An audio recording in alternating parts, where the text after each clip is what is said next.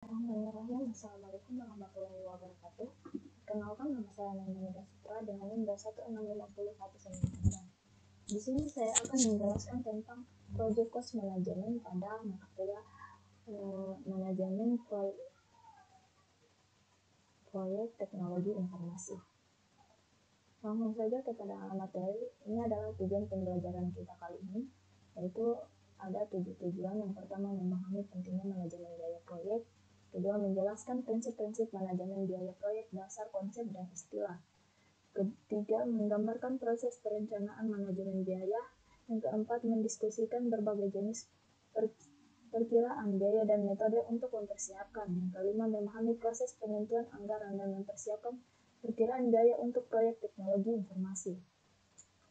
Yang keenam, memahami manfaat dari manajemen value dan manajemen portfolio proyek untuk membantu dalam pengendalian biaya. Yang ketujuh, menggambarkan bagaimana software manajemen proyek dapat membantu manajemen biaya proyek. Kita masuk ke pentingnya manajemen biaya proyek. Proyek teknologi informasi memiliki track record yang buruk untuk memenuhi tujuan anggaran. Studi kasus menemukan bahwa rata-rata kelebihan biaya yang harus dikeluarkan adalah antara 180% pada tahun 1994 sampai dengan 56% pada tahun 2004. Di sini ada biaya dan manajemen biaya proyek. Biaya adalah sumber daya yang dikorbankan untuk mencapai sasaran tertentu. Biaya biasanya diukur dalam suatu moneter seperti rupiah, dolar, dan lain-lain. Kemudian manajemen biaya proyek mencakup proses yang dibutuhkan untuk memastikan bahwa proyek diselesaikan dengan biaya yang sudah disetujui. Proses manajemen biaya proyek. Ada planning cost management, estimation cost, determining the budget, dan controlling cost. Teman-teman bisa melihat sendiri. Ini ada juga contoh tentang proses manajemen biaya proyek. Kemudian ini lagi contoh struktur dari project cost management. Ini ada 8 prinsip dasar manajemen biaya. Profit atau keuntungan adalah pendapatan dikurangi pengeluaran. Kemudian margin profit atau rasio pendapatan terhadap profit. Siklus hidup pembiayaan atau total biaya untuk memiliki sebuah produk atau layanan. Total cost of ownership atau biaya penggambaran ditambah support.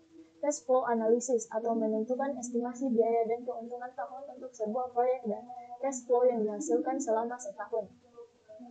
Biaya atau manfaat yang nyata adalah biaya atau manfaat yang dapat dengan mudah diukur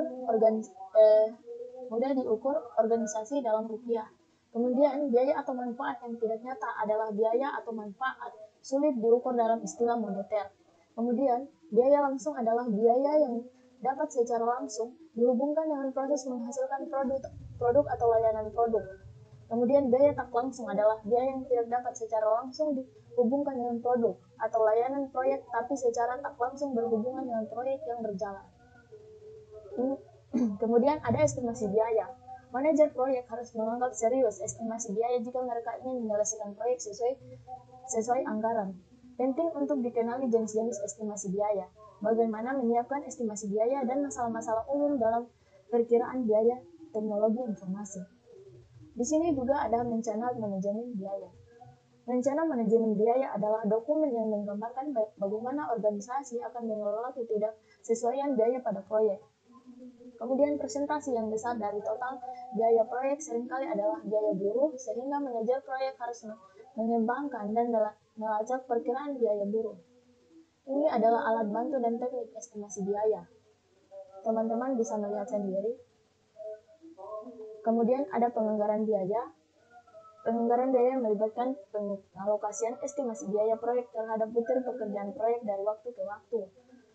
WBS merupakan masukan yang diperlukan untuk proses penganggaran biaya karena mengandung butir-butir pekerjaan. Sasarannya adalah untuk menghasilkan cost baseline, anggaran per fase, waktu yang digunakan manajer proyek untuk mengukur dan memantau kinerja biaya. Ini adalah contoh cost baseline. Teman-teman bisa melihat sendiri.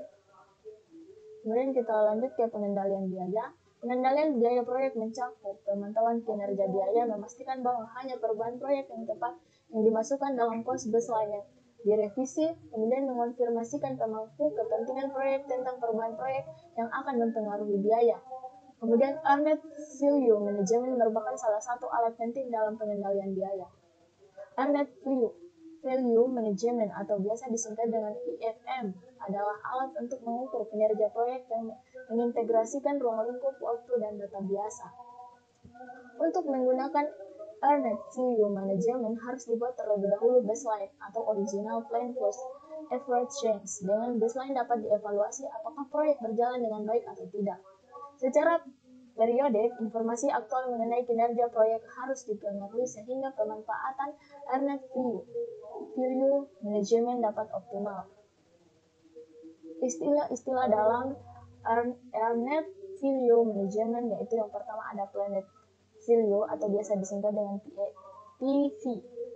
Ini adalah rencana porsi total estimasi biaya yang sudah disetujui untuk dikeluarkan pada sebuah aktivitas selama periode tertentu.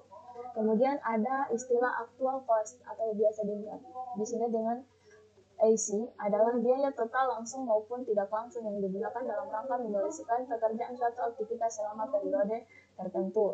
Kemudian ada istilah earned value atau biasa disingkat dengan EV adalah estimasi nilai value pekerjaan fisik yang sebenarnya telah selesai berdasarkan rate of performance atau REP, yaitu perbandingan pekerjaan yang selesai terhadap pekerjaan yang rencananya diselesaikan dalam waktu tertentu.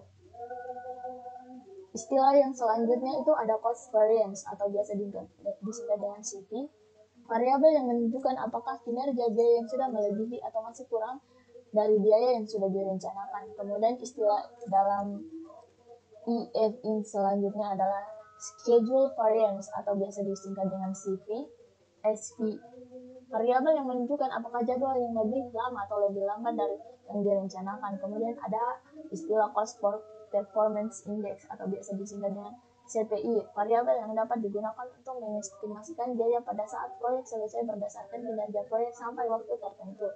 Kemudian ada schedule performance index atau biasa disingkat dengan SPI, variabel yang dapat digunakan untuk mengestimasi waktu selesainya proyek berdasarkan kinerja proyek sampai waktu tertentu. Ini adalah rumus-rumus earned value management. Teman-teman bisa melihat sendiri.